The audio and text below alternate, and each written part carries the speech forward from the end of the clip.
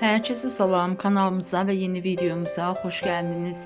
Müğənni Təranə Qumral və qızı Sevgi TikTok'da canlı yayım zamanı söhbət ediblər. Təranə Qumral verilən suallardan birinə cavab verib. O, qızının nişanlı olmadığını, Sevginin heç vaxt nişanı olmadığını bildirib və sadəcə ad günlərini qeyd etdiyini deyib. Həmin anları sizlərə təqdim edirik. Güzellerim nişanlı değil, sevgim nişanlı da olmayıp. Niye bunu başa düşmüşsünüz? Ad günüydü o, ad günü. 11 sentyabr. Mənim ad gün tariximdir. Bürc soruşanlar da yoxdur, maraqlı gəldi. Mən qız bürcüyüm.